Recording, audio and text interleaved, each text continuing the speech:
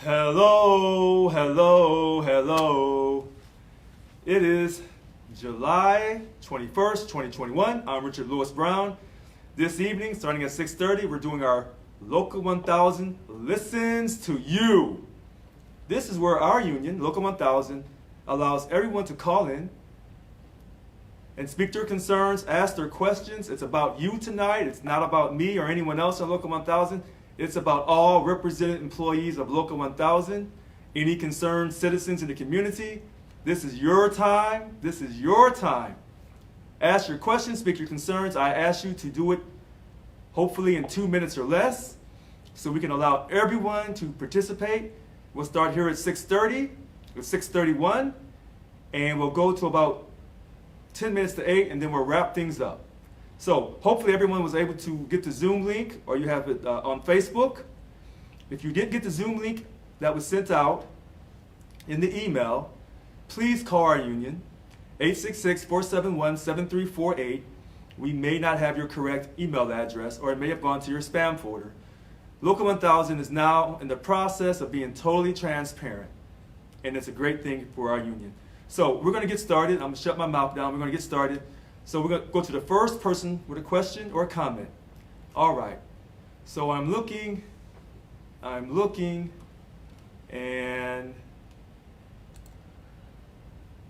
I'm looking for the first question. Okay, so no one has a question yet. I'm sure everyone has a lot to say. Oh, so we have a hand raised. And so I see a Amanda Stifler. Hello, Amanda. Good evening. How are you today? Hey, good evening, President. How are you doing today? I'm doing great. I'm doing great. Okay, on the clock. Okay, real quick. On the clock. My name is, I'm on the clock, Amanda Stewart. Amanda Stifler. I'm a steward over at CCHCF on the pit side down in Stockton. I'm an RN, working in Unit 17. My question is regarding our managed over on PIP. We've had a lot of problems over at CCHCS in Stockton, a lot of problems at CDCR, not enough staff. This is not a new problem. This has been going on for over a year. Now, we went down to 2 mandates per month as of July 1st. Management is already breaking and doing the 3rd mandate. So we were told that we have to accept the mandate or else we get written up with an LOI. So my question is, and all the nurses are upset because why are we getting punished when they're breaking our contract? The staffing issue is nothing new. They cannot retain staff and register your staff leaves. So Amanda, that's funny that you brought this up. And I was going to have a contract book in front of me, but I said, no, I don't want to do that because I want to make it about the people calling in. In that contract, in our current contract, that language is not written strong enough to protect you.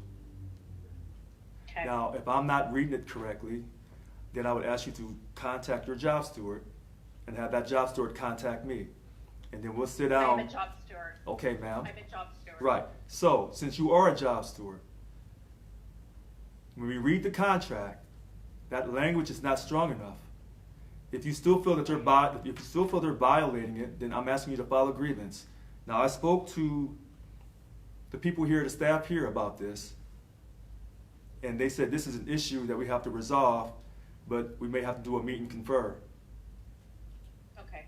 How that language is written in that page for bargaining unit 17 concerning the nurses and the LVNs about the mandated overtime. Because it says, if I remember correctly, off the top of my head, it says they shall make the attempt. The attempt. Shall not be required to work more than 3, and then it goes shall not decrease. Then it decreases no more than 2 overtimes. So yeah, that language is a little unclear, I guess. And I believe that they can change it. Yeah, and I believe that was for 2022. But that key word on the bottom of the page, before you go to the top of the next page, it says shall make the attempt. And when I saw that, I said this is not written correctly. But if I'm wrong, then I'll apologize, and we can talk about this. And if we need to file a grievance or do a meet and confer to find out why the nurses are being forced to work that violates the contract or really violates their dignity because it's a safety issue, then that's what we should do. Okay. I already sent out a blank grievance, and I put in the article number, so I'm just waiting to receive the grievances. And you do have my email, rlbrown@seiu1000.org. Yes. I want to thank you for being a job steward, for sticking your neck out there, and hopefully we'll have more job stewards really, really quickly. We're not going to give up. I know that you're working hard, and I know all of our represented employees are working hard around the clock. Unfortunately, in the CDCR, it's a little tough, and I don't ever want you to think that I don't know what you're going through, or I don't respect or appreciate how hard you work, putting your life on the line every day. Thank you very much. You're very welcome, ma'am. Okay, so the next person we have is Dennis Miller. Hello, Dennis. Hi, how are you doing today? I'm fine, sir. How are you? I'm doing okay. I work for CHP. I'm bargaining unit 1, and the issue is harassment. Their policy is they use harassment, bullying, and retaliation against employees. I know people complain, but I talked to my reps. The rep says, well, they're not really doing, he really can't do anything. I guess you got to really prove that they're bullying you because you got to document it. I'm going through the process, and I'm more getting retaliation, but I'm still going through the process of fighting them. I refuse to, knuckle down, give up. So I'll be fighting them until I die, because I don't believe in bullying or retaliation. Because you can see it happening with other employees. Since I work for IT, I can see what they do, see the documentation they do. And they don't treat everybody equally. And so, like training for, this is my bargaining union, bargaining unit 4, where they are OTs and OAs for training. They pick and choose who they're going to give training to. And then you get some people asking for training, and you see somebody get training and somebody don't get training, and there's no reason why they don't get training. So these are things that are happening. That's why I'm having issues. I used to be a steward, and my issue was fighting with these people, trying to get stuff done, and the union wasn't helping in getting equity in anything. So most of the people dropped out of the union. I didn't drop out, but some people dropped out because they felt that they weren't getting represented by the union. So these are the issues we're running into. And most people say we're not strong enough because all we do is try to get more people to join the union, but don't do any work for it. So that is the issues I'm going through. Okay. CSP is one organization that does that. All right, Dennis Miller, I want to thank you for calling in. What Dennis has talked about concerning dignity, being bullied in the workplace, trying to stand up and fight for yourself or fight for others, and then facing retaliation, this is a story that I have heard since the time I started state service years ago, in 2009. As you know, in our contract is not written strong enough. It does have a bullying section in there, but the one section that I think ties into the bullying is the dignity section, 5.11. And as you know, in that dignity section, the final decision maker is Cal HR. Okay? Cal HR, the people we negotiate our contract with, they're the final decision maker on this very important aspect of our contract. And this is no good. This is no good.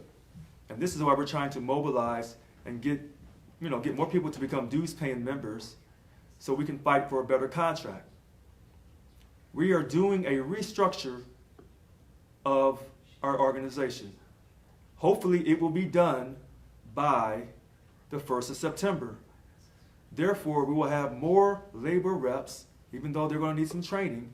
We're going to have more labor reps to help people with their grievance cases. Now, since our contract is written so weak,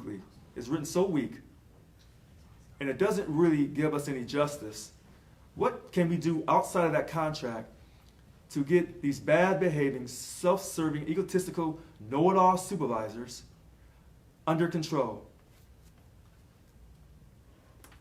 We got something coming. Oh, yes, we do. Am I going to tell it all tonight? No, I'm not. But there's a way to put the spotlight on these individuals that call themselves bosses that work for the state of California. And there's a way to do it, and there's a way to tell the media and tell anyone out there that so-and-so does not know how to work with others, that so-and-so does not know how to handle confrontational situations. There's a way to do this outside of the contract. Now, we'll talk about this later down the road. But normally when people mistreat you and they think they can get away with it, normally it takes being exposed in front of everyone to really rectify someone's behavior. This is what Local 1000 would do in the future. All right, so let's move on to the next person, Michael Gus. Good evening, Michael Gus. How are you? I'm good. How are you? I'm fine, sir. Thank you for the opportunity to talk. I'm an edgy PA with GoBiz, and I have a question. I don't think everybody in state service is in a position to work from home 100% of the time. Some people live in pretty small apartments. Some people may have families that make it difficult to have a quiet place to work. And I'd like to know whether in our contract or whether in future negotiations with the state, we can say that the state would have to provide a workstation if an employee requests one, even in a telework-centered unit, because I think, state service, it's great for people who want to telework and have the ability to do that, but, for people whose living situation isn't in that, I don't think they should be precluded from service. So it's just something I wanted to flag for you. Thank you. Michael Gus, thank you for that question. This issue of telecommuting, teleworking, Local 1000 is working with the state of California on how to handle this situation. I know many of you think that we should be able to telecommute 75 to 90% of the time. And you know what? I agree. Now, DGS came out years ago with a generic plan. And then Cal HR said, we'll leave it up to each agency to develop their own plan.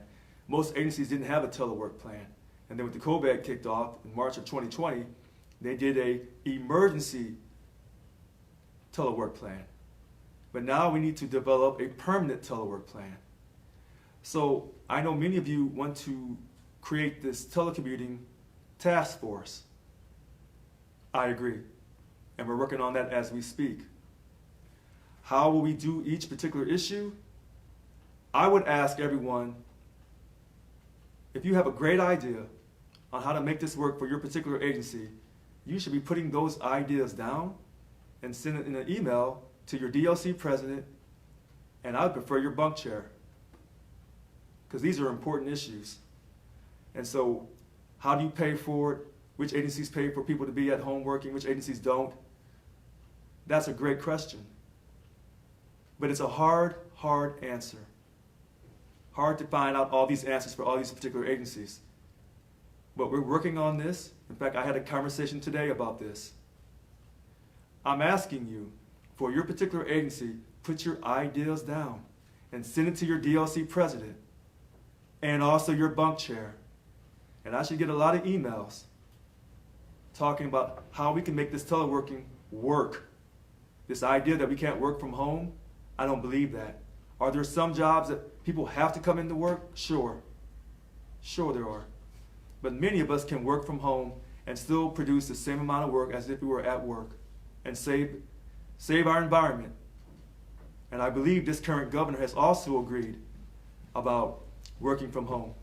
So this is a win-win for the state of California and for Local 1000 and for the other public sector unions, because we are not in this alone. So what we do here at Local 1000 will affect the other unions. All right. So we'll go to the next person, and I see a Frank Askin. Good evening, Frank. Good evening, Mr. President. How are you this evening, sir? I'm doing great, sir. How are you? I am doing phenomenal. Hey, it's your two favorite stewards, Frank Askin and Scott B. Smith. I got a Okay. We're coming to you tonight, and we're just urging you to please, sir, please do the right thing and put SBAC back on the calendar. We need SBAC so we can get the new bunk chairs together. Please do that, sir. Please put that back on the calendar for us. Thank you very much. That's all that I have to say tonight. Well, to Frank Askin and Scott B. Smith, I appreciate that respect you have given me. I hear what you say about putting SBAC back together. I'm told that it takes 2 or 3 months to prepare for SBAC. I would love for the new VP of Bargaining to participate in this process. And I think that has to be done. And I don't want to rush the staff. I want to make sure that we do this in a very proper fashion. You know, a lot of times I rush and I make decisions. However, when I'm working with the staff, I will not rush them into making a hasty decision. And therefore, we need time to put together a great SBAC. I want the SBAC to be done in person. However, I'm told because of this COVID crisis that we should not do it in person. I think for team spirit, for the morale of Local 1000, we should be doing these meetings in person. But to be safe, we will probably have to set up a Zoom. That's going to offer some challenges. I'm asking Frank Askin and Scott B. Smith, and to everyone else that they speak for, please, and I say respectfully, please be patient. Frank Askin has been so nice. I know he wants this. And I want it too. But I'm asking you to please be patient. This process will get done. All right. So let's move on to a Derek Roku. Oh, I'm sorry. Bobby Dalton Roy. Good evening, Bobby. Good evening.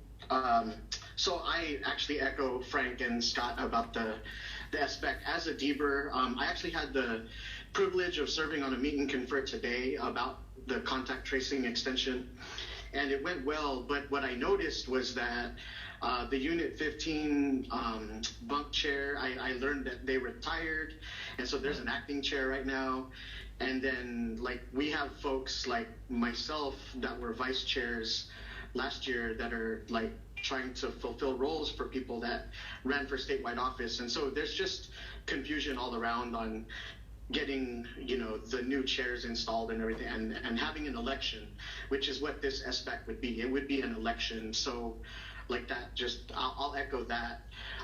My other question, however, though, was regarding Division 5 in the policy file. It lists off a number of committees, and I was wondering if you are going to appoint people to committees such as the Asian Pacific Islander Committee, which I'm particularly interested in, but I know that some of these other committees are important for people to be engaged in the union, and they'd like to have that happen. So I wanted to know if you plan to appoint anyone to them.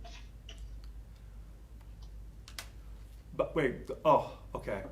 So Bobby Dalton Roy, he got off so quick. He's made a lot of important comments. First, he also supported having this SBAC so we could elect the new bunk chairs. He made a comment about the former bunk chair of 15, Maria Patterson, retired July 1st. I had that verified today. And so I spoke to the vice chair, Garth Underwood. He is now the bunk chair until we have the bunk election. Bobby also said there's a lot of confusion going on about some of the bunk chairs, Miguel Cordova, bunk chair 21, Kim Coward, bunk chair 17, and Louisa Lueme, bunk chair 20. They ran for statewide office and they did not win. So there's a lot of confusion. Did they retain their bunk chair? Or did the vice chairs take over? So we're trying to clear up this confusion. I've heard different information at different points in time. And to say this really quickly, I was told initially I could not appoint the elections committee and protest committee. Last Friday at 10:25 in the morning, I was told something different after they did some more research. And therefore, I appointed a new elections and protest committee. This issue with the current bunk chairs holding their bunk positions while they ran for statewide office is very interesting, as if they had nothing to lose. They could run for statewide office, not win, and still maintain their bunk position until the SBAC. But how could they run for SBAC unless they were appointed to a deeper position in their respective DLCs? I did not receive anything from those DLC presidents saying that Kim Coward, Miguel Cordova, and Luisa Luema, thank you, have been appointed to their DBER positions in their DLC. But I'm behind in my emails. All right. And then, Bobby Dalton Roy, you said something that's been on my mind for a while. The human rights committees. When will I appoint people? When will I ask people for their advice on who to appoint? August 1st. We'll know by August 1st about these committees. Because I don't want people to think that I'm just going to slow down every single thing because of this election for VP or bargaining. And everyone's been patient so far. And so hopefully Bobby and other people, you can submit me names for these different committees. Personally, I don't believe in these human rights committees because I think it causes division. Now, I know that people think that with the different committees, and to me they're based off of race in a sense, that people who have a certain ethnic group can communicate better to that group about getting new membership. I hope that when people send me the names for these human rights committees, that they'll tell me how these human rights committees is going to increase membership to 97%. That's what I would really like to see. And hopefully you can send me the emails to rlbrown@saiu1000.org as soon as possible. We want to increase our membership. These human rights committees, I believe, cause division. But I don't want to say that you're wrong, because everybody's important in our union. But when I look in the policy file and I see all those human rights committees, I see some people left out. I'll stop there. All right.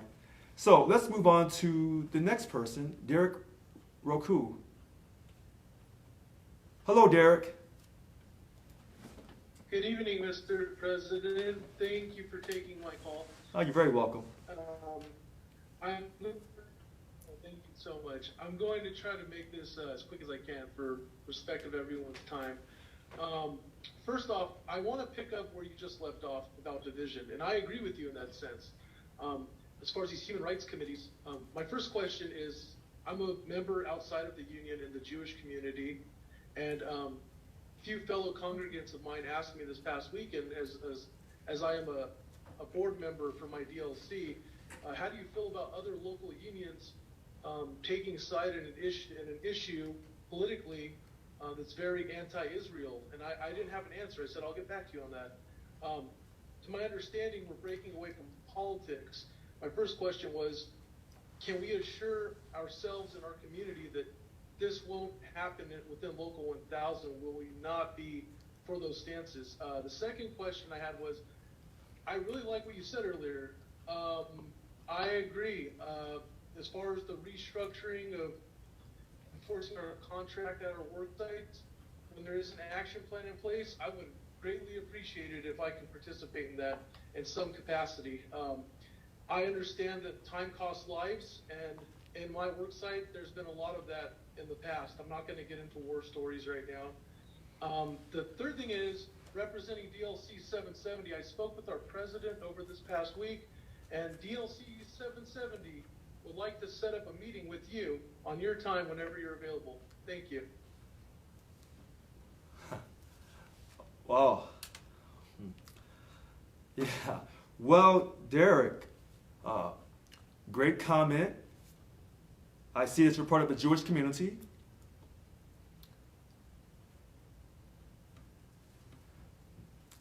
So I'm going to come back to that in a second.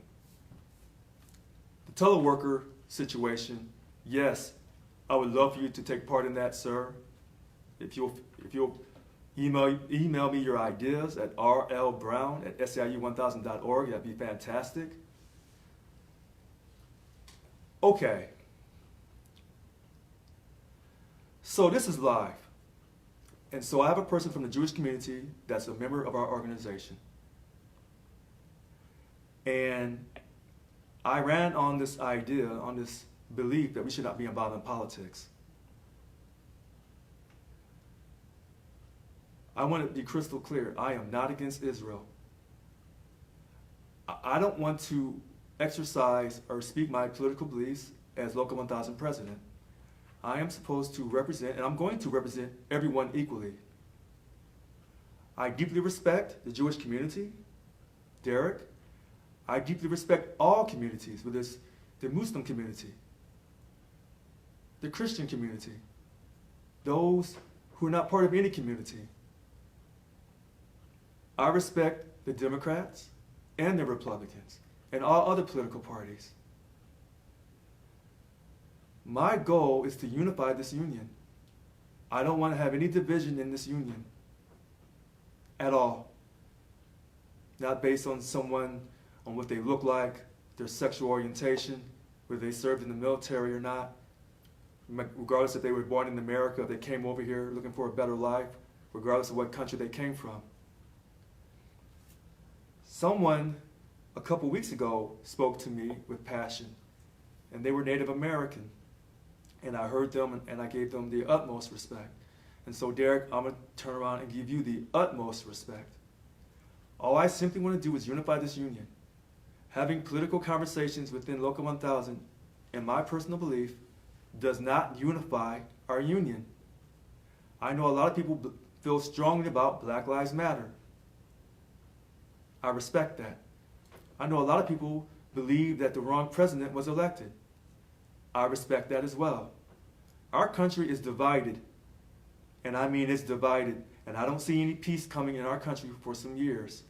However, I do see peace coming within Local 1000. The Human Rights Committees, as I just stated to Bobby, send me the names, and by August 1st, we're going to have some of these committees filled. Maybe not all of them, but some of them. And I know a lot of people tonight did not expect me to say that. I'm going live. And sometimes when you catch a person at the right time, you can catch them. So I want to unify this union. And I want to work with you and be reasonable. But I ran on a platform that the voters put me in this office for a reason. Getting out of politics. Allowing everyone to vote whether they pay money or not. These are hot button issues. I'm going to stand by my platform. However, I'm going to be reasonable and I'm going to work with you. And I'm asking you, and I'm asking the DLC presidents and the bunk chairs, please work with me. Please. All right, let's go to the next person. We have a Hugh Allen. Hi, Hugh. Hi. You kind of had me confused because a few minutes ago you said you weren't going to base the union like on race or ethnicities. And that's correct. Just you kind of said the opposite, so now I'm confused. I can tell you that I've always felt left out of the union. Okay. Because I'm not a minority. Yes, sir. And the union seems to have committees that serve minorities. That's correct. More than they do supposedly I hate to use the term, but the white population. That's absolutely correct. I've felt left out. Mm-hmm. And I know that as a white male, Mm-hmm. I get stigmatized, and I can deal with that. And I know that I'm allowed to join any of those committees.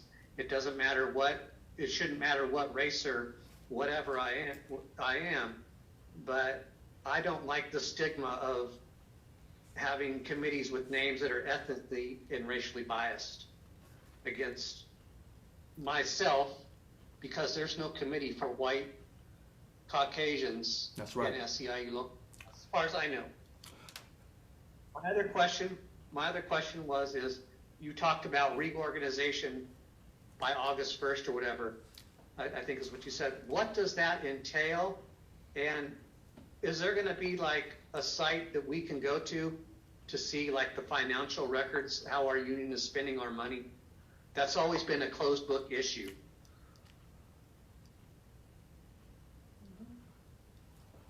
Okay, sir. Mr. Hugh Allen. Today must be July 21st. So, I want to go to the last question, and then I'm going to come back to the first question.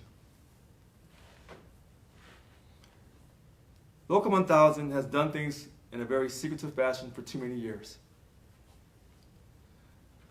I hope your staff is listening. Those Form 990s from 2008 up to now, they will be posted up on our Facebook page. No, I'm sorry, on our website. So that you can take a look through on what we're telling the IRS, the federal government. Now, oftentimes throughout the years, the DOC presidents have been given quarterly financial statements. That's fine. Maybe that should be posted as well. But them Form 990s on what you tell the federal government, I think that's a good place to start, sir. Those will get posted. Those will get posted.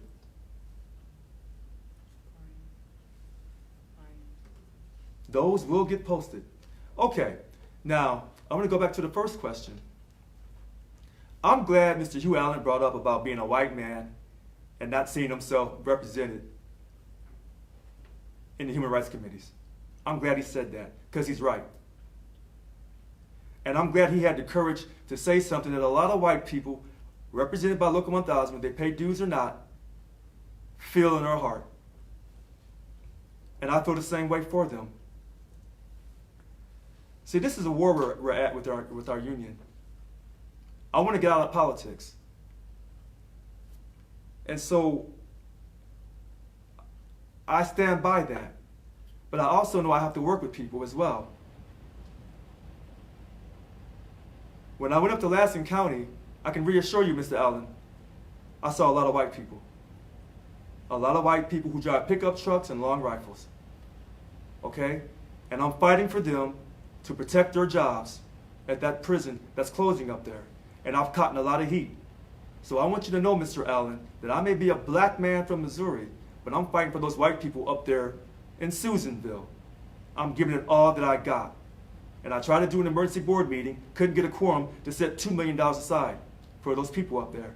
So I don't ever want you to think that when you look at our contract cover and you see all those minorities, and we know that that's a fake contract cover, because we have lots of white people represented by Local 1000. Now, two people who have talked about these, quote, human rights committees, one was Native American, and the other was from the Jewish community. Those are very strong communities. And so I don't want to be disrespectful to the people who were who was in this country first. And I'm not going to be disrespectful to Isaac and his people. I'm just not going to do that. But I'm not going to disrespect anyone else either. This is why I've been insistent that we don't talk about politics in Local 1000. We should be talking about how fast can we get our hands on that money? How fast can we get together for this next contract and get a quality contract and not talk about these racial justice issues, these social justice issues that causes us problems, that has this whole country in a deep divide. Now, I have said this over and over and over again, and I have not backtracked. What I'm trying to do is show everyone respect, sir. That's what I'm trying to do, and that's what I'm going to do. I'm not backtracking. I'm not talking from both sides of my mouth. I already sat here and said, we shouldn't have these human rights committees. But I know people are very passionate about that. And so I'm trying to respect people's passion about trying to increase membership.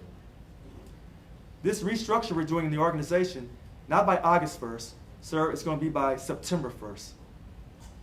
And we're going to have more labor reps. Okay? More labor reps to fight for everyone equally for Local 1000. All right, so let's move on to, we already spoke to Frank, so we're going to speak to Michael Ramos. Hello, Michael. What it do? Hi, sir. All right. I was hoping to have a conversation with you. Yes, sir. You know, something different than me asking a question and then you taking your time and giving us an answer. My first thing is I was raised to treat others how you want to be treated. So let me introduce myself. I am Michael Ramos. You may call me Mike. What can I address you as? Richard. Richard. You know, I've been trying to get into these meetings to have a conversation with you for a few weeks. You know, unfortunately, because I am one of the few people on the planet that does not possess any social media, which kind of means I don't exist, but I think I exist. Yes, sir. You know, it's unfortunate that I can't get in here to have these conversations with you. How do you feel about that? Well, sir, if you haven't been able to reach Local 1000 for a few weeks, I apologize. What we're doing two things at once. I'm looking into a camera, and we send out a Zoom link. We're doing Zoom. And while I'm looking into one camera, I'm also looking into another camera that's going Facebook Live on my Facebook page, so that many people follow Local 1000 on my Facebook page. Okay? This Zoom link is being recorded, sir, and it will go up on our Local 1000 website. Well, Richard, we're having a conversation, so please feel free to call me Mike. Okay, Mike. Thank you. So the long answer is you're multitasking, so it's hard to get people involved. Well, sir, we sent the link out. Hopefully we have Call your... me Mike. Michael, we sent the link out to your email address. You can call our number at 866-471-7348 to verify that we have your correct email address. Well, I have the link tonight, so we have the correct email address. Perfect. Couple more questions for you, since we're having a conversation. Well, You had mentioned on a earlier statement, we were going to have a debate with the vice presidents of bargaining. When is that going to happen? Because voting's ending really soon. So, the candidates running for vice president of bargaining, none of them wanted to have a debate, except for possibly one. And so what I did on my Facebook account is I had a conversation. I had a conversation with Kevin Menninger and Robert Bays at separate times. That invitation went out to the other candidates, and they chose not to accept it. So you're right, we are running out of time, and I reached out to the other candidates, but they did not feel inclined to do this. But what I will say to you, Michael, is hopefully you voted. Hopefully a lot of people voted, because voting matters in this country. And we will have a CalPERS debate coming up on August 17th at 6:30. That's going to be exciting for the four candidates running for the CalPERS positions. No, I think that's great. And again, please feel free to call me Mike, not Michael. My mother calls me Michael, and only when I do something stupid. Mike, Michael okay. all the time. Okay, Mike. And I got one last question for you, because Sure. I noticed you have several catchphrases. Sure. You know, you use one often, so I'm trying to understand if this is like a mentor or someone you idolize. You use the term okay a lot. So are you a huge fan of Little John? No, I'm not a big hip hop rap guy. I'm R&B, rock and roll, reggae, classical rock. Yeah. Just wanted to check, because that has been the signature copyrighted phrase of the artist formerly known as Little John. Well, I'm glad you're letting me know. Maybe I should start saying yes. We would like to hear you say yes more often than no. I think that is a much better approach than okay. Yes. You can also use the term what. He uses that as well. Well, thank you very much for calling, and we will go to the next caller, Mike. Thanks for calling in. All right. So the next caller is a Eurisha Edmonds. Good evening, Eurisha. Hello, thank you for having me. Can you hear me clearly? Yes, I hear you loud and clear.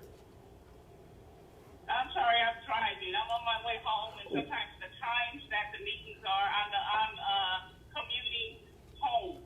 But I just wanted to say briefly that a couple of things that have been talked about in the last two meetings. I was in last week's meeting as well as tonight's, and some things that I kind of have concerns about. One being the political issue. I believe is very important that we choose someone locally that is going to support what SEIU 1000 needs. We need leaders in place that support workers.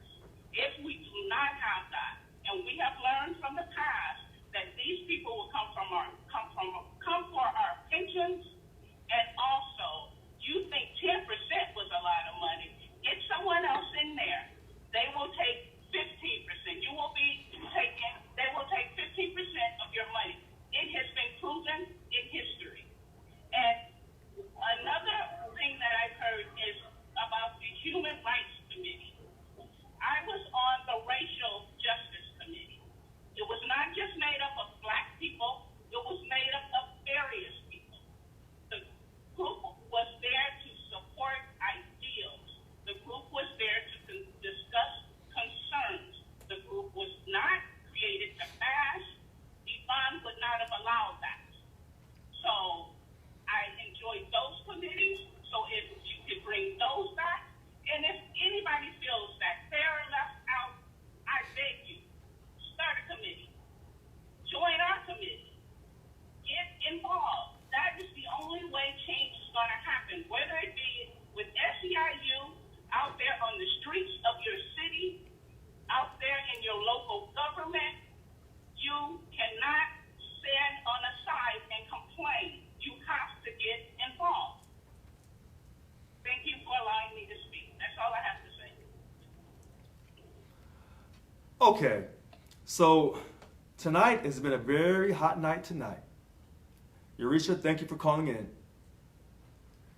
Some people believe in these human rights committees and other people feel they've been left out. And this is why I have said from the very beginning I did not believe in human rights committees. But I'm trying to work with everyone. All right? She made a comment about if we elect another governor, if this current governor doesn't survive the recall, we could possibly lose 15% in reference to Governor Schwarzenegger. What I would say is, if we want to go back in time and talk about the past, and I've said this repeatedly, we lost 3 days with Schwarzenegger. You lost 2 days with Governor Jerry Brown. And you were scheduled to lose 4 days with this governor. You only lost 2 because of the recall. So he called off the other 2. So it really doesn't matter what governor is in office from what political party. Local 1000 has lost money throughout the years. And so when they keep saying about we have to elect people who are going to protect us, who's going to be labor friendly, this governor told you he was labor friendly. And we had people in our union taking pictures with this governor. And what did he do? Threatened you with furlough and took 2 days from you. And had scheduled another 2 days for next year. That's what this governor did. And for some reason, people can't remember this. People have a hard time wrapping their minds around this because he has told Local 1000 that he was labor friendly, but he wasn't labor friendly. And neither was Governor Jerry Brown. Neither one of these 2 Democratic governors were labor friendly. What the Republican governor did, we can expect that. Okay? But the 2 Democratic governors didn't do any better. And so this idea of demonizing Republicans or demonizing Democrats, how is that going to unify our union? How is it going to, unify our union by demonizing the current president of our country?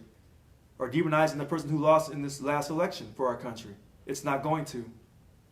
That's why I said tonight's a hot night. And I had a funny feeling tonight was going to be a hot night. I just had that gut feeling. People want these human rights committees. Okay. Other people feel like they're being disrespected. Other people will not feel that way. I can guarantee you this. I'm going to keep fighting for everyone equally. I'm going to keep trying to work with you. And I'm going to stay consistent. And I'm going to stay honest about it. All right, so we go to the next person, Matt Montgomery. Good evening, Matt. Hello, good evening. Hi. So, start off, I'm a fairly new employee to the CDCR. Been working for about a year and a half now for them in the field service department for EIS. I work at High Desert State Prison, so up in Susanville.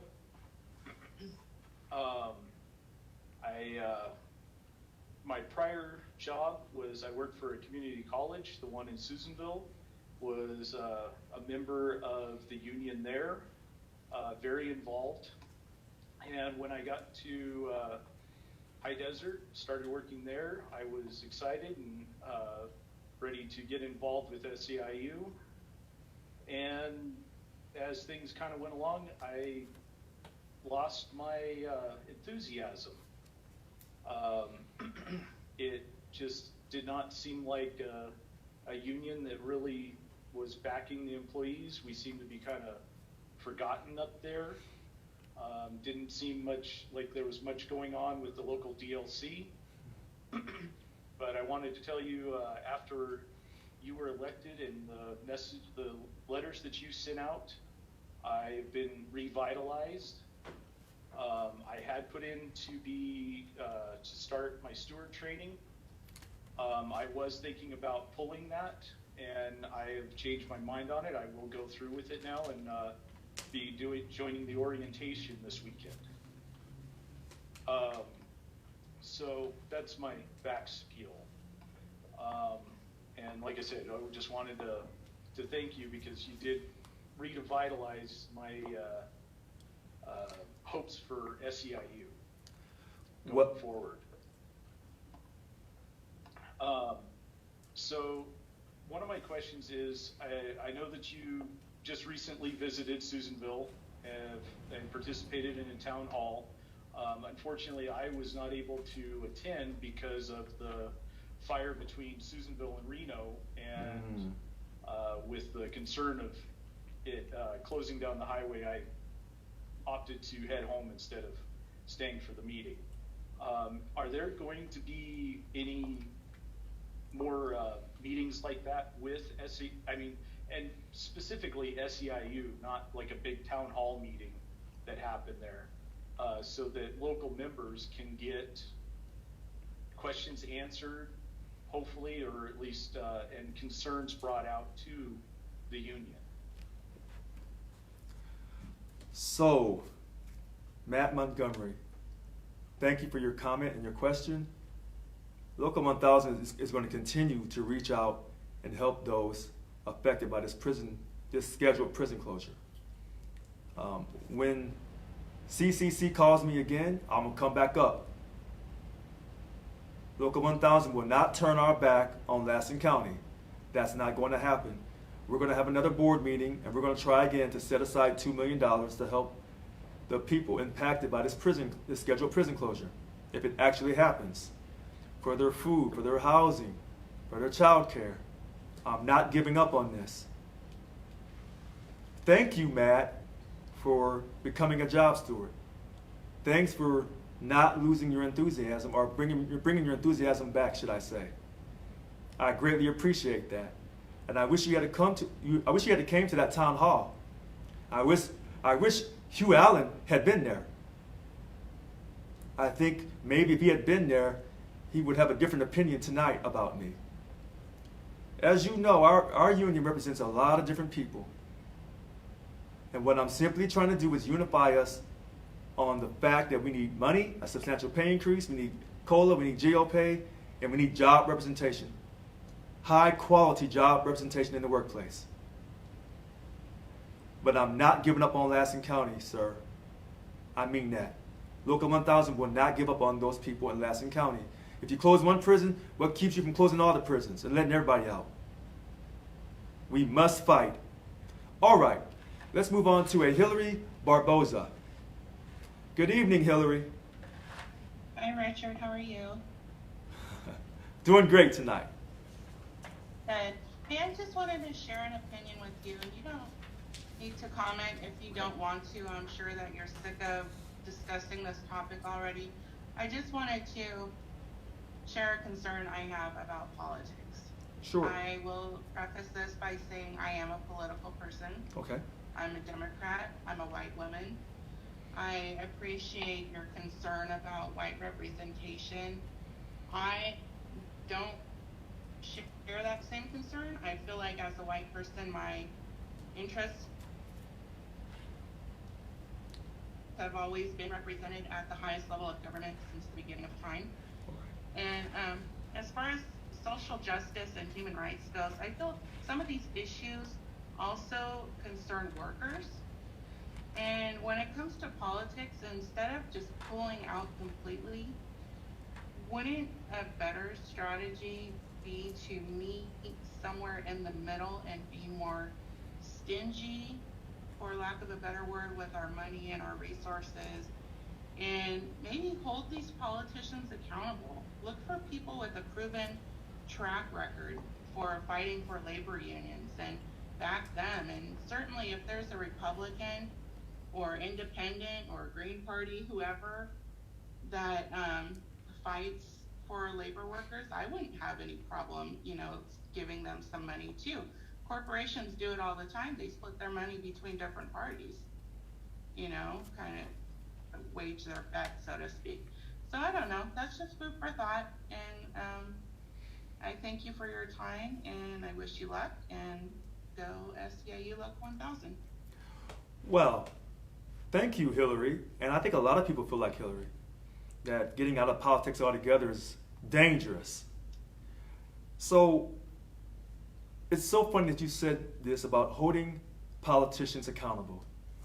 And I can't make this up, Hillary. I spoke to someone yesterday, and they said the same exact thing, except they said, how can you hold a politician accountable? How can you? You really can't. I remember years ago, certain people would make politicians sign I won't raise taxes, that tax pledge, and that was very controversial. So it's really, I don't want to say it's impossible, but it's really hard to hold politicians accountable. And as you know, in our country, we're split. Some people believe like this, some people believe like that. But what I do know is a union's power comes from its strike fund, not from a politician. For all these years that Local 1000 has been in existence, they have depended on the help of politicians. If you're depending upon the help, on the good grace, the good service of a politician to help you get a good contract because they approve the contract, then you'll never have anything and you'll be living day to day.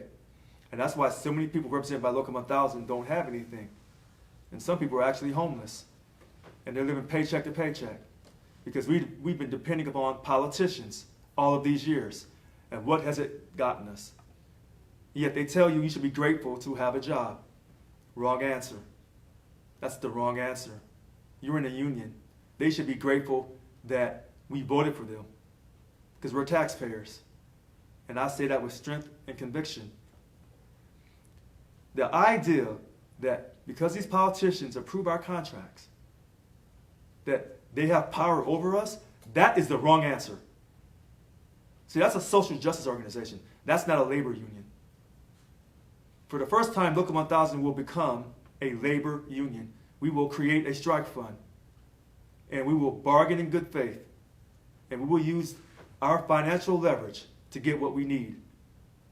We will not rely upon the goodness, the greatness of these so-called politicians. Okay? And I don't know how often you have to lose money until you realize that continuing to support these politicians is not helping you. That's not a good practice. That's not a good custom. It's trying to create a new way of doing things. And you start with your strike fund. Okay, but I'm glad that Hillary asked that question. And one quick point, Hillary. politics, the pension, the CalPERS board, and Local 1000 is having the CalPERS debate on August 17th. Now that relates to our contract, and that's political, but that's about our pension. So yes, we're going to be involved in that. Okay. Next is John Fox. Hello, Mr. Fox. Hello, Mr. John Fox. Good evening. Yeah, good evening. I'm sorry. I want to be very brief. I've got several observations I'm going to share, and actually it's my intention we're going to have a face-to-face. I'm going to give you a call within the next day or two. We're going to have to sit and meet because some of the points I want to make require more time than we have here tonight. All right. Okay, let me get to it. First of all, I'm a little tired of hearing all the puffery. I'm hearing a lot of words, but what I'd like to see, and in the way of background, I've done a lot of stuff for a long time. I've done a lot of community organizing, so I know I'm not just talking out the side of my neck. I'll just leave it there. Here's what I would like to see. I haven't heard yet a concrete agenda. I've heard we talk about what's happening in the prison closure. I've heard what we're talking about pay increase. I've heard a lot of words, but I have yet to see a concrete plan. I've heard words like, oh, we're going to have a strike fund. Okay, I want to hear concretely, not necessarily tonight, but just put this on your to-do list. Concretely, how is that going to look? How is that going to come about? What kind of monies are we talking about? Okay. Secondly, I keep hearing you talk about pay increases and work conditions, and contracts haven't been good, this, that, and the other. Okay. Concretely, what are you talking about? Are you talking about, okay, we want to lobby for an 8%, 10% raise? Give us some concrete. I'm tired of hearing the puff. Get something concrete. You talk about politics. I agree with you in principle, but let's just be honest. And anyone who's a historian, which I happen to be, knows that unions are political. Our interactions with politicians or with other unions is political. Everything is political. Where you shop is political. So I haven't heard you or anyone else define what are we talking about. Because what I hear is a lot of discussion about partisan politics, Democrat, Republican. That's not what I'm talking about at all. I'm talking about what is our political position vis-a-vis the legislature, the governor, and other unions and other community organizations. Okay. Lastly, I'm concerned that I'm hearing too much of an adversarial tone. We start talking about strike funds, and I think it's appropriate to talk about that, to be prepared, so we can have as you put it, leverage. Okay, tell me concretely, not necessarily tonight, concretely, what kind of leverage do you think we have? And how can that leverage be parlayed in terms of a better contract for us? I'm hearing a lot of words, but I'm not seeing anything concrete. And I think it's not just what I want. I think everyone here in this union would like to see something concretely. And as I say, I know we don't have time to discuss this tonight. You and I will have a face-to-face, and I'll be more concrete in terms of what I think we need to do. But I want less talk and more agenda. This is what my vision of this union is going to be: A, B, C, D, and here's the hard part for you, just as it was for Yvonne or anyone else. How are you going to get there? Here's our present state. I want to see what's our future state and how we're going to get there. That's the hard part. Words are easy to speak. Action is much more difficult. Thank you. Okay. So John Fox, everybody has my phone number, so I know you have it as well, 408-207-2339. So I respect what you say. First of all, let me say this to you. It was my talk that got me elected, okay? A lot of people say, show me the action. You don't know everything I've done because I don't say everything live in front of everybody. Maybe you should come over here and meet me in person and talk to the staff about what I've done for them already, since you were talking about I do a lot of talk and not enough action, okay? Second thing, the strike fund. I'm not going to tell you every single thing out in the open and reveal the strategy of Local 1000, sir, okay? Now, you talk about concrete details. You had a person for 13 years who didn't give you any type of concrete details on anything, period. I just got in here on June 30th. Today is July 21st, but you want all these concrete details. Listen to me clearly on this, Mr. Fox, and anyone else who's listening. I'm laying down this snodgrass, okay? Follow me on this. I am laying down this snodgrass to create this new culture for Local 1000. If you don't like my words, if I'm not giving you enough to go on, then I respect that. But I know how I got here, and I know what I have to do. You woke me up tonight, John Fox. So come on through the union, call me anytime you're ready, I'll be here. I am not just talking. You don't know everything. I am fighting, you just don't know how hard I'm fighting, okay? Let's move on. So I see a Mary, DLC President, 772, Mary Dela Cruz. Good evening, Mary. Hi, good evening. Thank you for taking my call. Can you hear me? Loud and clear. Okay. Well, it's been a pleasure listening to, and I love these Wednesday talks. And I respect everybody on our forum here. I will tell you, John Fox does not speak for everybody on this forum. He does not speak for me because I don't agree with him. I agree that I've been in this union and strategy agendas were never sent out to me. So I understand as you're going forth and laying out the layers that there's things and it will constantly change. And you know, we have to trust your leadership because we voted for you and that's where you're at. And as you know things that you can share, I know you will be sharing with us. I agree with the gentleman who said that, you know, hey, I had given up on the union. You helped restore his faith.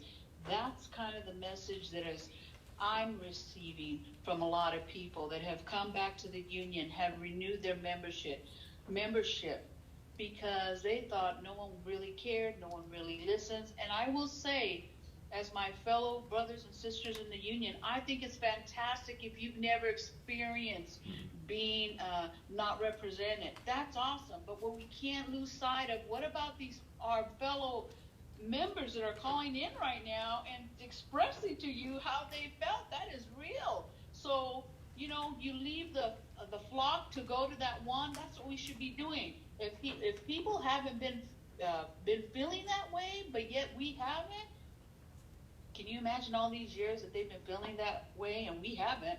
We've been flowing in the knowledge or having a great, whatever you want to say, with the union, but we need to go out.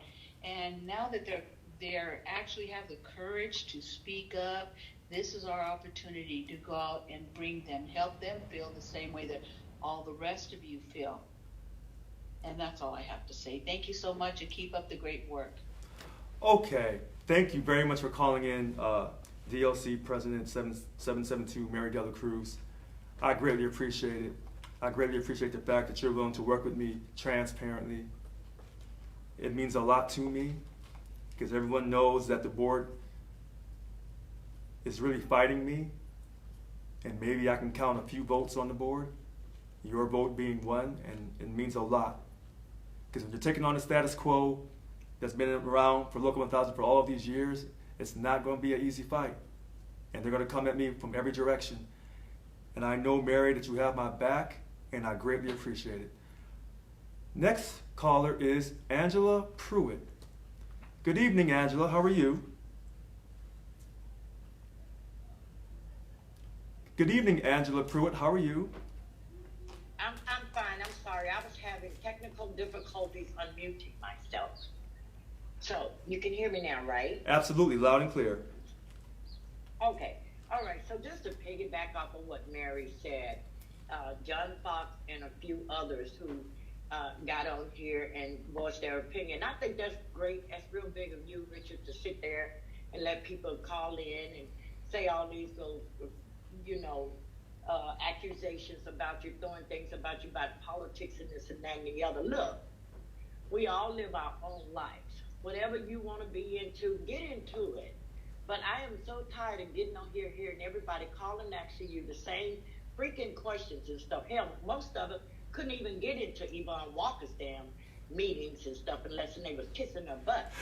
So let's be real about this. I am so damn tired of this that I don't know what to do. I just sit back and I listen, and everybody whining and crying about the decisions that you made. Look, people, the man is the newly elected president.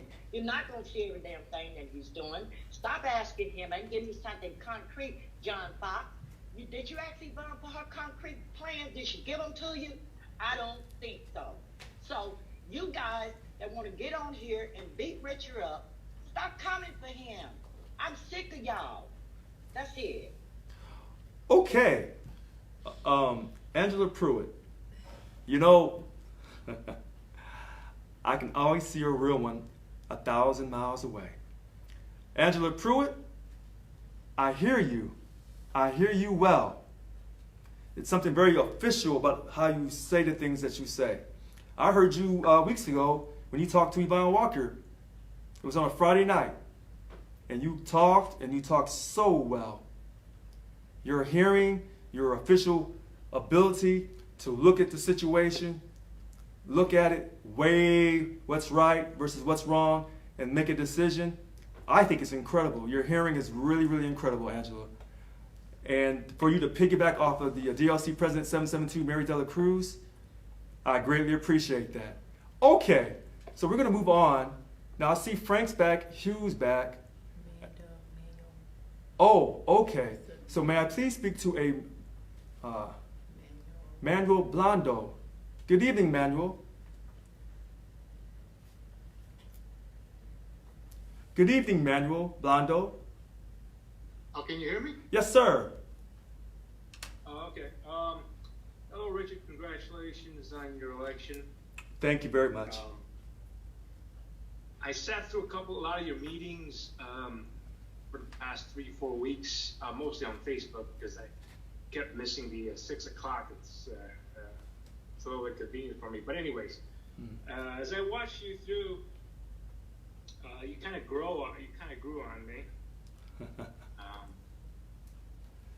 Little by little, each meeting made more sense. Your angle on the politics, at first I was like a lot of people. I thought that was about the wrong way to go. But slowly over time, looking back at the leaders we elected and the results that we wanted from them, they didn't really happen.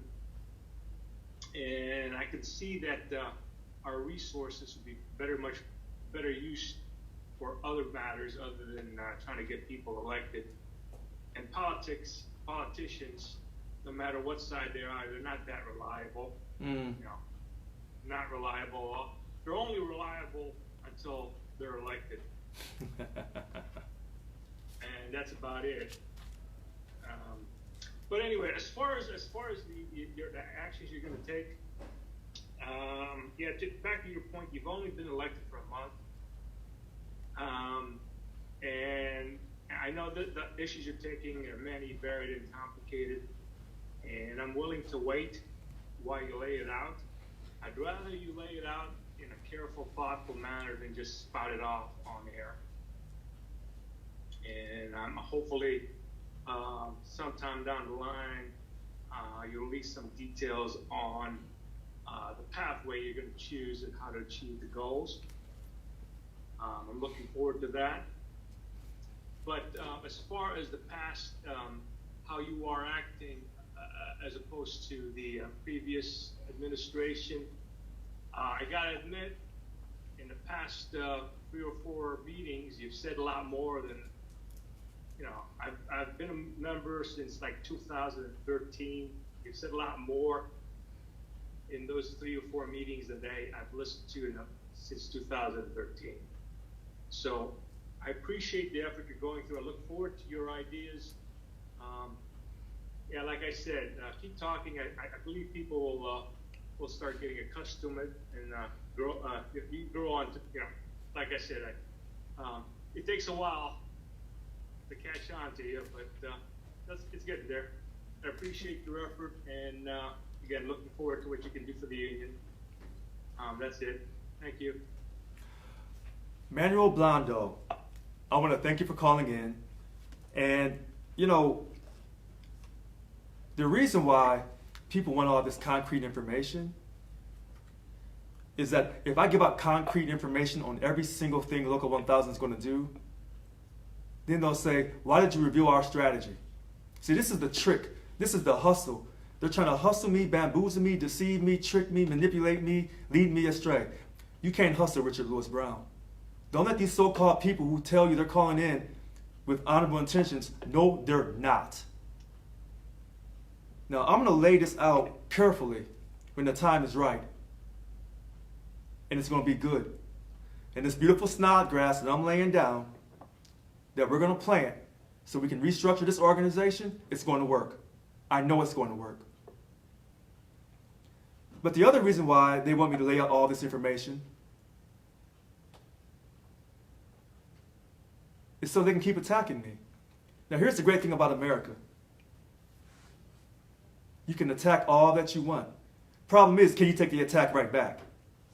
The same people who come on who attack me, who have all these things to say, when I get back at them, then the first thing they tell you, he's bullying me. Richard's bullying me. Richard's not being very presidential. But you came looking for that action, and when I got back at you with that action, now you got a problem. And then people ask me why I called it the California Crybaby Association. Their whole goal is to shut my mouth down. Stop the Zoom. Stop the Facebook. Shut them down. And then the politicians can sit back and relax. Trust me, I'm not shutting down. You ain't gonna shut my mouth down. You never, listen to me on this, on July 21st, 2021. You'll never shut me down. Think again. Buckle up. Grab some friends. Pack a lunch. I'm coming for you. You're not shutting me down. I'm on a divine mission, okay? This is what's going down this evening, and for my whole time I'm here at Local 1000, you got a fighter on your hands. All these people saying we have to be involved in politics, while them same politicians at the state legislature never lost a dime. While you suffered for a whole year losing 2 days of pay, what did they do? Did they lose anything?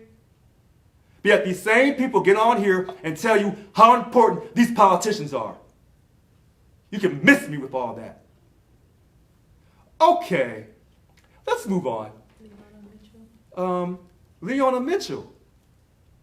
Good evening, Leona. How are you? Hi, Leona. Hello, Leona Mitchell. Can you hear me now? I can hear you. Go ahead, ma'am. I can see, I only have a comment. Okay. I can see you are a man of your word. You did address the issue that I was having with the essential pay. I went online and saw that you had wrote a letter to the Cal HR. Yeah, so that's all I wanted to say, that I can see that you're really doing things that you don't just leave it, for the next thing to go around.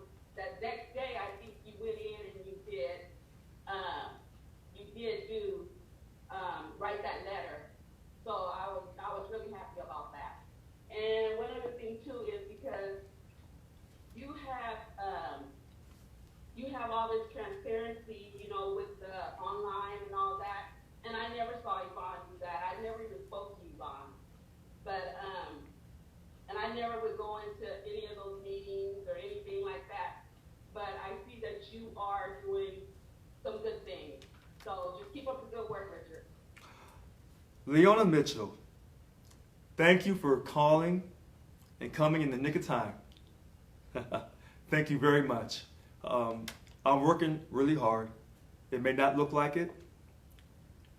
As the staff reminds me, they have families. They have lives outside of Local 1000. and I need to respect that.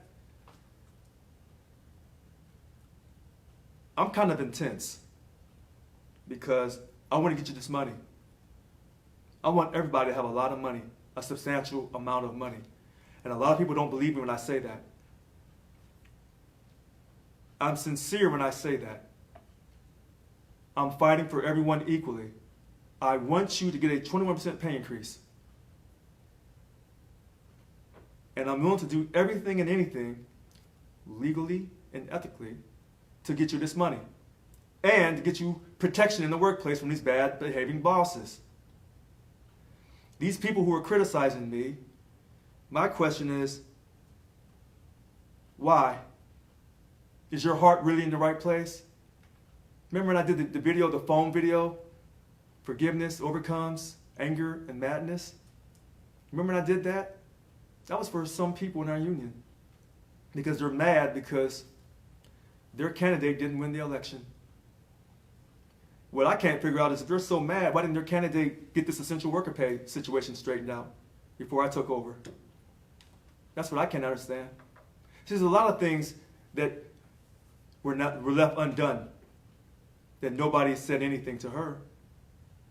But it's different now because people know that I'm going to take action. And we are going to take action. So when that person, John Fox, when you say I'm just a lot of talk, are you the same person that when it's time to go on strike? If we bargain in good faith, because we will bargain in good faith and we reach the legal impasse, are you one that's going to go on strike and show our power? Are you? I wonder. I just wonder about you. But I still want you to come down to the union. My door is open. I'm not afraid. Come on down. Okay. Let's move on to Jose. Oh, I'm sorry. Patrick Smith is up next. Good evening, Patrick Smith. How are you? Patrick Smith, good evening. Mr. Brown, can you hear me? Yes, sir. I can hear you. Okay, thanks, sir. My name is Patrick Smith. I work at CHCF in Stockton. I got 2 quick notes for you, 2 quick questions. First quick note, I wanted to mention I agree with Amanda Stifler, and I can confirm as a scheduler that works in the staffing office at CHCF that both RNs and CNAs are very understaffed, and mandates are a constant that happens every day and every shift in the dozens. Quick note number 2, I also agree with Matt Montgomery on the fact that I also lost interest in this union with the previous president, but since I started receiving your update letters, I am now fully engaged. Question number 1 for you. Regarding the board member walkout, which is why you could not make quorum for the $2 million vote for Susanville, I wonder if there will be future consequences for these board members if they walk out, the walkout continues. Question number 2, and final question, like yourself, I also want to increase the number of paying union members. But the $1 million question is, how do we increase that number when the union is offering the same benefits to non-paying members as paying members? Is it possible to allow the free vote that you wanted last Zoom call, but still give paying members something extra? So, Patrick Smith, thanks for calling in. I want to go back to that last question because I want to zero down on this because this is this myth. They're spreading all these lies about me, saying that I'm going to give all the non-members the same thing that I give the dues-paying members. Let me be crystal clear. To Patrick Smith, I say it with love and respect. And let me send this message to Frank Askin, Scott B. Smith, and Richard Wake, and all the rest of you individuals here at Local 1000. Richard Lewis Brown has never said that people who don't pay dues to this union should get all the benefits that the dues-paying members of Local 1000 gets. What Richard Lewis Brown said, and has said religiously, consistently, from the beginning of time, you don't charge non-members to vote in this great country. Okay? Now that's what I've said over and over and over again. In this country, voting is precious. but you don't charge a financial fee to vote.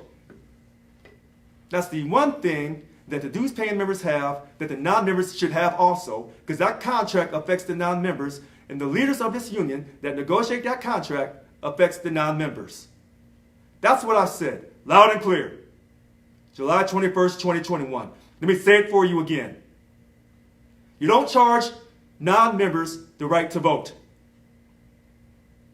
Members that pay get all these benefits, and non-members do not get those benefits, except when it comes to the right to vote. Now, let me go back to what you said about the board. Consequences. So I say with love and respect in my heart, the board made a bad decision. I said forgiveness overcomes anger and madness. I said forgiveness. Can I forgive the board? Absolutely. Because it's not about me, it's not about the board, it's about those people in Lansing County who are losing their jobs. And let me say this for Hugh Allen, a lot of white people up there are losing their jobs because of their political beliefs and their conservative values. This is wrong. So it's not about me, it's not about the board, it's about helping others, okay, in our union. Some people want consequences to happen to the board. I say, let love prevail. I haven't lived a perfect life. I've done things wrong. I need forgiveness. Don't we all need forgiveness? Don't we all need second chances? Some of us need 3, 4, 5 chances. And some of us who live life one day at a time, how many chances have we been given? So I don't want to sound harsh or disrespectful to the board. I need them. I need them to work with me. They're telling you that I won't work with them. That's a lie. The human rights committees that I don't want to appoint. See, all these lies, I'm going to catch up to you. Because I'm the one who's being transparent. I'm not the one that's lying. Okay. We're going to work with the board. We're going to bring our union together. We're not going to try to throw people out of our union for making mistakes. We show love and forgiveness. Okay. Now, I see a Jose. I really want to get back to Hugh Allen. I really do. Okay, but let's go to Jose Avalos. Jose, good evening. How are you? Can you hear me? Yes, sir. Can you hear me? Oh, loud and clear. First of all, I want to say thank you for taking my call and for winning the election, President Brown.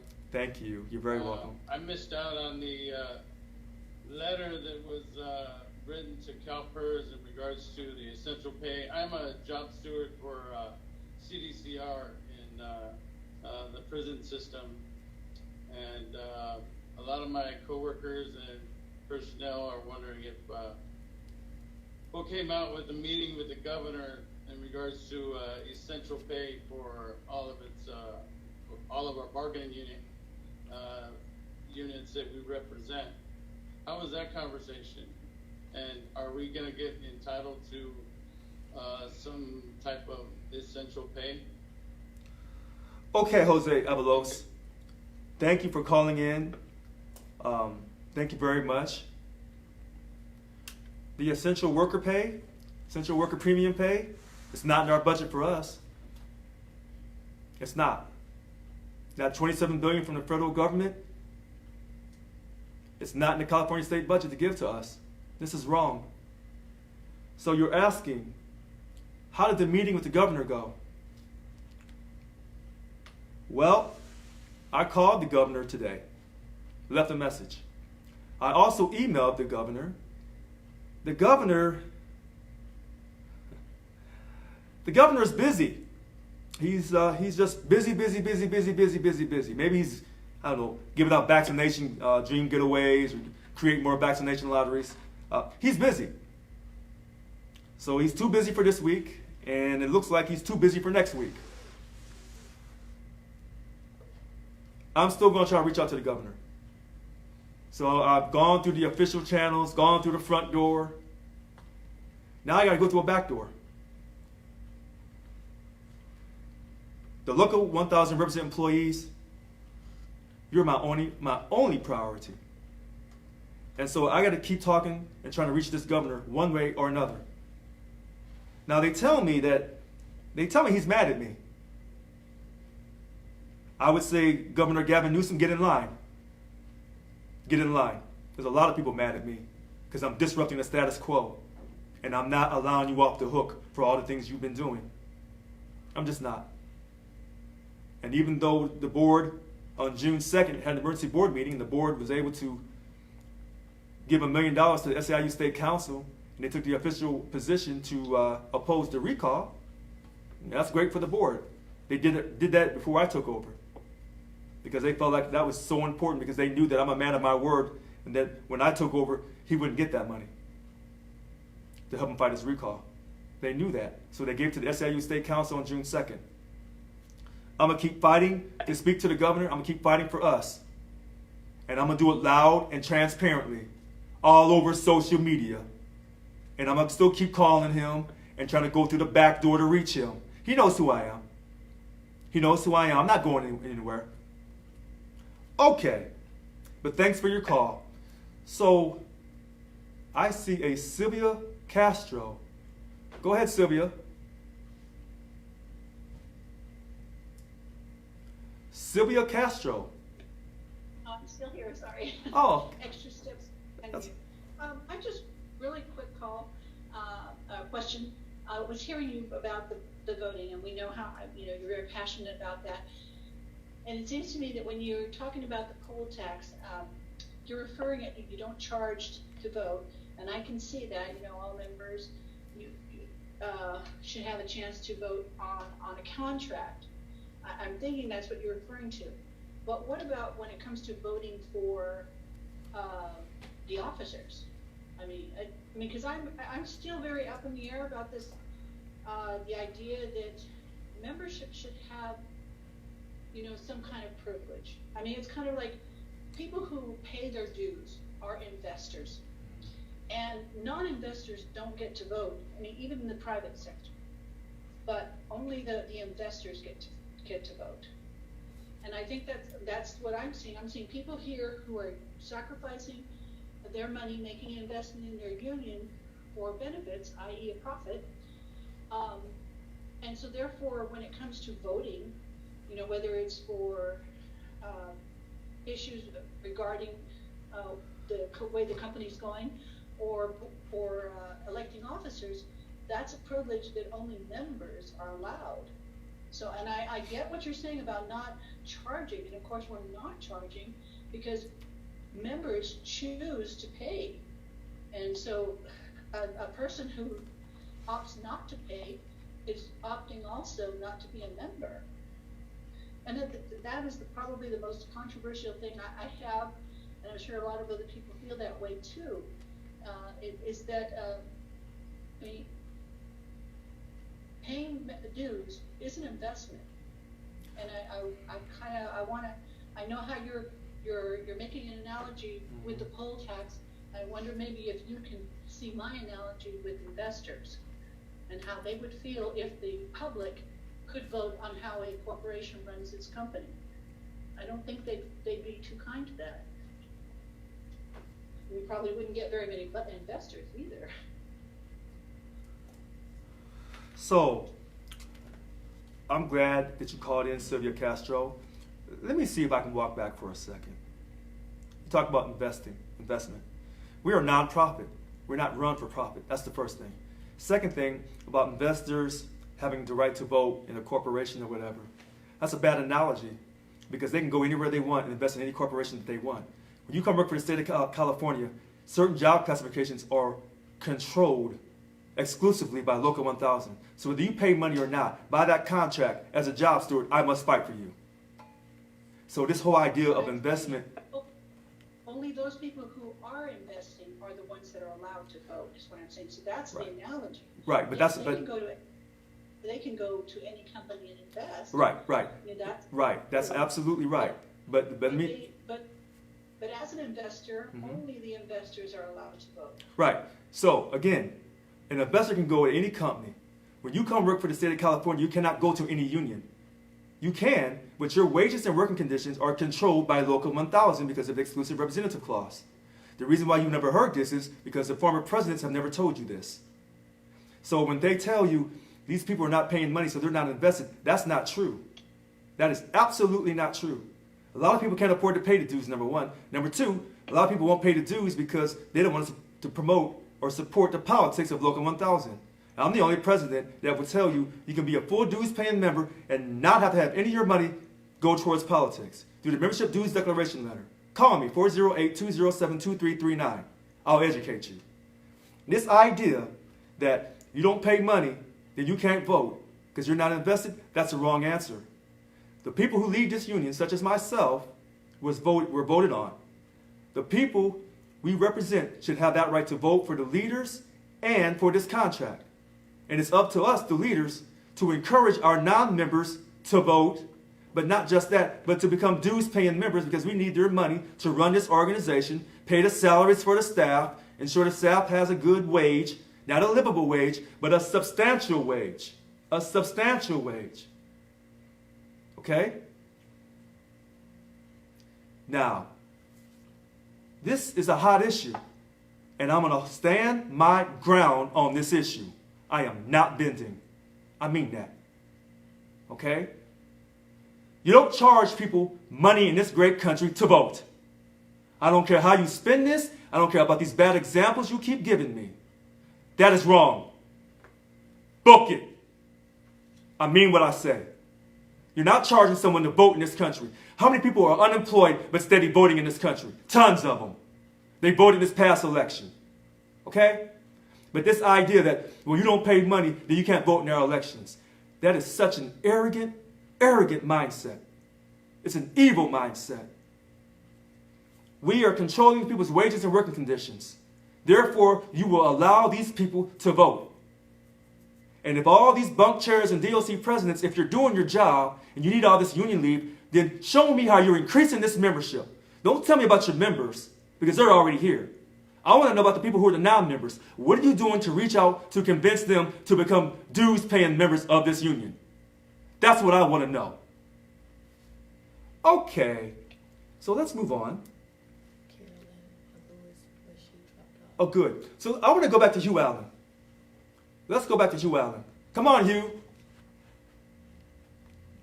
Mr. Hugh Allen, you're back on. I just wanted to, you made a remark about me, and it's not that I have I think, grudge against you personally. Okay, I'm listening. Also, you keep talking about getting money for CCC up in Susanville. Yes, sir. What are you doing for the people at DVI? Great question. That's a great question. I mean, if you're going to help one institution, That's you right. got to help another. Now, sir, I'm glad you brought that up because the board also brought that question up. CCC, I hope they're watching this. They are a unique situation. Other prisons, when they close down here in Southern California or Central California, these people will be okay. When you close that CCC that's scheduled to close, you're going to destroy that community. When they did that closure for DVI coming up here, those people will be reassigned. They're not destroying Tracy. When you close down this CCC in Susanville, one of the two major employers, along with High Desert, you're going to destroy those people's lives, those children's lives. That's the difference. Now, if the board said to me, Richard, when we set this money aside for CCC, can we also, inside that money, make sure we help the other prisons that are scheduled for closure? Absolutely. I'm not selfish, and I don't think the people in CCC, they're selfish either. All these people in the prisons look out for each other. They have their own little world in CDCR. And they know if you close that prison up there in CCC, up in Susanville, then how many more prisons are you going to close? Are you going to let everybody out? Has the country gone to where everybody can be free now? We don't need a prison system anymore? Is it like that? Is it? I don't think so. And that's why I'm passionate for those people up there in Susanville. And when I went up there and I gave that speech to them at that town hall, I meant every word that I said. And I told them, embrace who you are. And I know you're white people, so what? I'm black, so what? Embrace who you are, embrace your conservative values, embrace the pickup trucks and the long rifles that you carry. Embrace who you are. Stand strong. But what I know is this. If you're represented by Local 1000, regardless of what your color is, what your values are, you should not be losing your job while under a signed contract. That's what I know as a union president. Maybe you've never had a union president that believed in labor. That's what I know. You guys wanted to wake me up tonight on Blackjack 21? You got me woke now. We can go all night now. I'm fired up now. I'm fired up. Let's go to the next person. Now bring Frank back on. Come on, let's get it. Come on, Frank Askin. Come on. Yes, hello, Richard. Let's get it. Let's get it. On. Let's get it. I just got one question for you regarding the committees. I'm going to speak on something that feels really, really, really dear and near to my heart. And that is the COPE Committee, Committee on Political Education. Now, we can set aside politics for the moment, but are you going to continue the COPE Committee? Because this was something that has been very near and dear to my heart. Now, I'm going to ask you point blank. Okay, we know about Gavin Newsom and what him and Brown did, but what are your thoughts on Arnold Schwarzenegger back then? How would you have handled him when he furloughed us for 3 days a month? How would you have handled that, sir? Thank you. Okay, Frank Askin, I'm glad you asked this question. These human rights committees that I don't want to appoint, that I feel like, in a sense, I've been bullied, it will get done. The COPE Committee, that's near and dear to your heart, it's not near and dear to my heart. My whole campaign was getting out of politics. So this is an issue, Frank, that you and I will have to respectfully disagree. Respectfully. But let's talk about Schwarzenegger. First off, I could care less about Schwarzenegger. Respectfully, I say that with love in my heart. I don't watch Schwarzenegger movies anymore. I'll never, ever watch his movies ever again. Period. I went through that situation with them furloughs. When I started June 8th, 2009, 2 days a month. July 1st, 2009, 3 days a month. I worked at EDD. I had to keep coming to work while I was being furloughed. The constitutional officers, their agencies that were run by Democrats, they didn't get furloughed. So some of us got furloughed and some of us did not. And then when they had the lawsuits, someone dropped the lawsuits because we could have got our money back. When they took the strike vote, someone decided they didn't want to go on strike.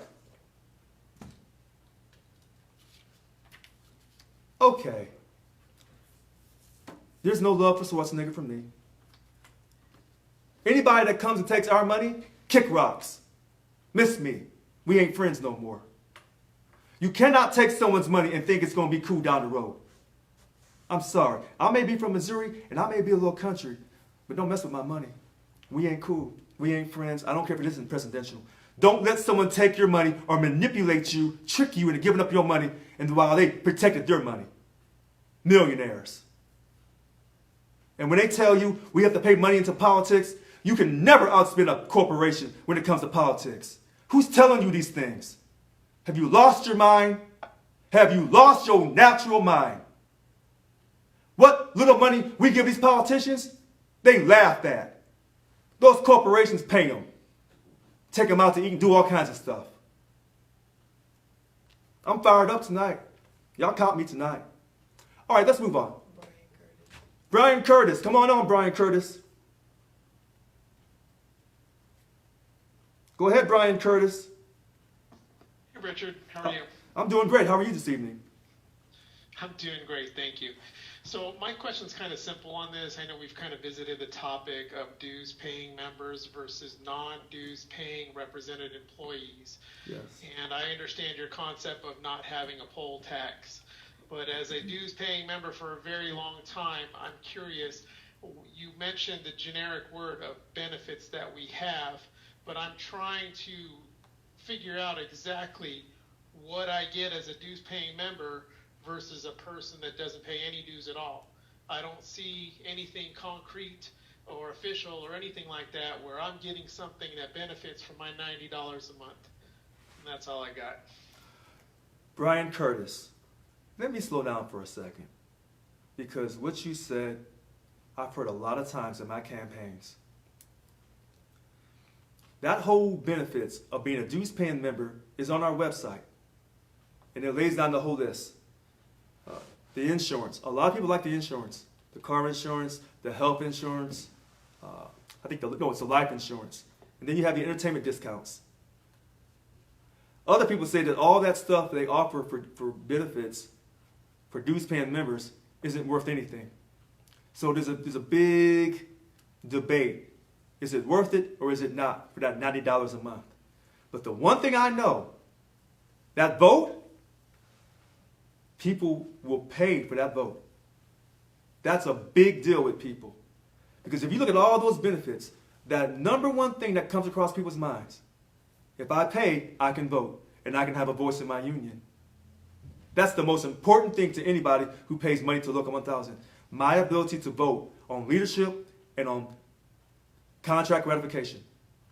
And that's very funny, that the number one thing, the most important thing of the benefits is the vote.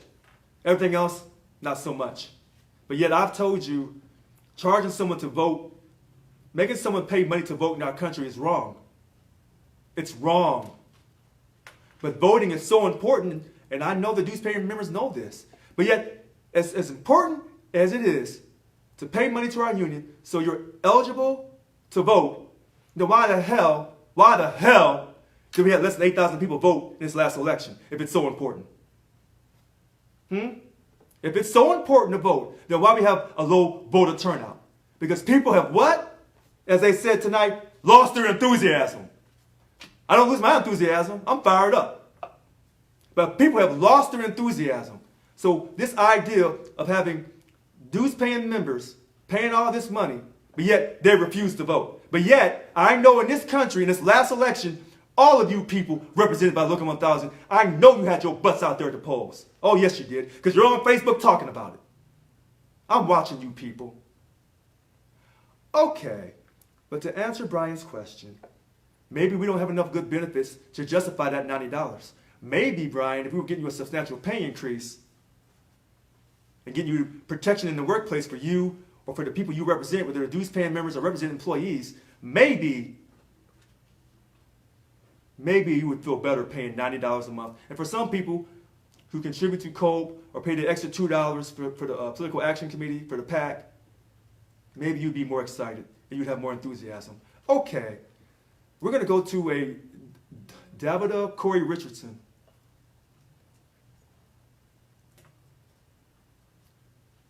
Hello, Davida.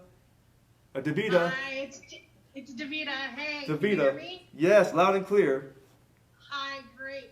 Okay, so I'm one of those stewards that called up Richard and tried to get my stewardship back. I never had an HR one, so I really resent all those comments about people saying a lot of us had HR ones. We had medical issues and we left, and when we came back, we were told we had to do the LAPS program.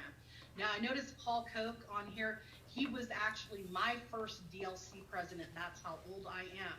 So I think, and with the dues, I think there's been a lot of confusion because people haven't been around. There's not a lot of old people left like me and Paul Koch, where our union was called California State Employees Association.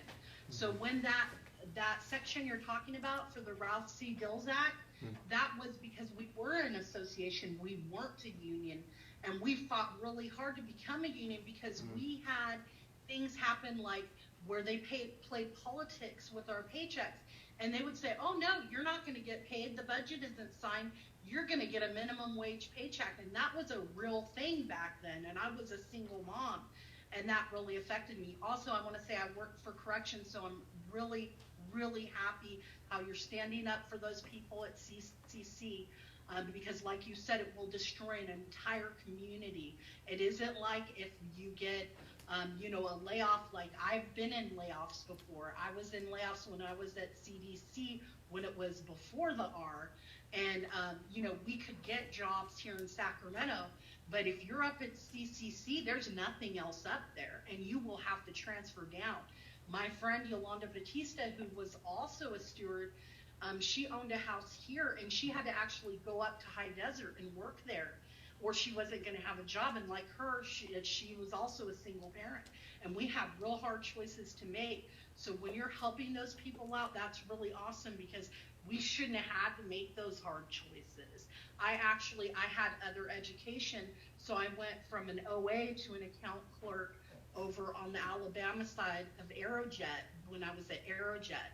So if any of you remember me, my last name used to be Corey, but I got remarried, so it's Richardson. I was a very active steward. I was an alternate on the bunk, and then to be told I have to go through the LAPS program, back when I came back in 2014, because I was gone for a long time. I was very ill, and I really resented that, because it was obviously I did not need any LAPS training. I had been alternate on the bunk. I had been in 3 different DLCs, 790, 791, and 793 as a Unit 4 bargaining representative for Unit 4. So I really resented that, but it's because they wanted to shut some of us down because we didn't agree with what was going on. And like I could tell you, in the beginning, Yvonne was like for everybody. I mean, she came out to Aerojet when I was being retaliated against, but when I came back in 2014, she knew stuff that was happening in my DLC when I was at BSIS, and I even told her what was going on. She said, "Oh, put your phone in my cell phone number, and I'll call you back." And her and Margarita Maldonado were right there, and they didn't call me back. And they didn't help out with that situation. I had to actually call the CHP. And that was really awful, because I had known her all those years, and then she changed. I really feel that stipend that she got for $100,000 or whatever it was a year for her and Margarita Maldonado, that was awful. I really think that changed the way they represented people, or lack of representing people. And so I didn't want to be part of the union at all after that. I was like, you know what, forget this. But after I saw some of your things on here, your videos and stuff, I'm amped. I'm ready to go back. And we do have a lot of power at those work sites, because I personally walked off 3 sections at Aerojet during one of the contracts. And that's a contract where we got a 5% raise. And we literally walked off. And we walked off, and Mark Batista, who was the Civil Service Division officer, he said, punish the state. So we do have the power to do something, even without a strike fund, because when you get everybody to walk off at once, it's called an act of civil disobedience. And they didn't punish us. They just sent us all a memo saying what time our breaks were. So, there's a lot we can still do, even without a strike fund. And I'm really looking forward to working with you. And that's all I have to say tonight. You know what? I want to thank you for calling in. And I think you and I will be having a conversation in the near future. So here's what we're going to do, because we've gone past the 8 o'clock. These last 2 people, Kimberly Cortejo and Luis Rios, we're going to get to these 2 people. I see Silvio Castro. Ma'am, we can't get back to you tonight, but we're going to do these last 2 people, and then we're going to shut this down. Kimberly Cortejo and Luis Rios. So we'll go to Kimberly first. Go ahead, ma'am. Kimberly? Hi. Hi. Thanks for unmuting me. You're very welcome. You're very welcome. And perfect timing. I'm glad I made the cut. Listen, I hate to beat a dead horse, but there's just something I have to get clear about when it comes to dues paying versus non-dues paying members. And I'm not one of those people who, feel like others shouldn't have the benefit necessarily. I just really want to try to understand. So what I heard you say is that the number one thing for a dues paying member, what they want is the right to vote in the elections, and also contract ratification, as opposed to maybe other benefits and perks that are there, like discounts at amusement parks or whatever. I would say that I'm not so sure that folks at my agency care so much about voting. And based on the low voter turnout in this last election, I think that may be true throughout the state. But what they do care about that I haven't heard you speak to, which is why I'm really interested, what they do care about is representation against management who violates the contract. And so I know that after the Janus decision, the union produced some policies that limit representation in grievance matters for non-dues paying members. And I'm hoping you can clarify your position about how representation in that regard affects those who pay dues and those who don't pay dues. Do you envision equal, equitable representation? And I don't necessarily, I don't have a position one way or another. I'm just trying to understand what your position is as it relates to dues paying members or non-dues paying members, specifically when it comes to representation about adverse work actions or a hostile work environment or that sort of thing. Thank you. Kim, thank you for your call. I'll simply say this. By contract, we protect everyone represented by Local 1000. By that contract. On our website, some of that information on there I don't agree with, and we're going to address that. If you want non-members to become dues-paying members, wouldn't it behoove you to help them? Versus telling them, since you don't pay us any money and you're having a problem on the job, we're not going to work with you? How is that going to increase membership? It's not going to. It's just not. All right, let's move on to Luis Rios. Luis Rios. Good evening. Good evening, sir. Hi. I'm Luis Rios here. Yes, sir. I just want to publicly congratulate you, Richard Lewis Brown, on winning this election. Thank you. I really value transparency and accountability in our union. I grew up in rural Yolo County, come from a labor family, and I hope you continue to make change. No more status quo. I'm in Unit 21, 19 years of state service, so I think I know what I'm talking about. Furthermore, I support your platform. You should work on all the items in your platform, with regards to endorsing political candidates. It's just a dog and pony show, really. I'm not interested in politicians and their donors and just getting that nice photo op anymore. It's more of the same. Let's do away from that. Also, stewards. At the California Department of Education, I never had a positive experience with stewards. We need to, someone needs to look at that Department of Education. We have a constitutional officer there, elected official. I don't know why it's not under the administration in the first place. It's been 100 years. I was there for over 15 years. I have a PhD in education, so I think I know what I'm talking about here. Very observant. I've learned a lot. So yeah, it's time for change, and I applaud you, Richard Lewis Brown. Thank you. Well, Dr. Rios, thank you for your phone call. I greatly appreciate it. Listen, tonight was a hot night. Hot night. A lot of things were said. I still love everybody. Even people who don't like me, who want me out of the union, I still love you anyway. I'm glad to be here. Today is July 21st, 2021. This was called Local 1000 Listens to You. As you know, I was at the state capitol today speaking to the custodians at lunchtime. And when I told you I was going to work around the clock and I was going to meet people, I was going to go to work sites, and when people invite me to their work sites, I'm going to show up. I'm going to show up. And it's going to be transparent. Thank you for your patience. It is now 8:24. We are ending tonight. Don't ever give up on Local 1000. Don't ever give up on your family. Don't give up on yourself. And don't give up on this great country. Don't stop believing. Hold on to that feeling. The wheel of the sky keeps turning. Faithfully with open arms. We shall overcome all of this together.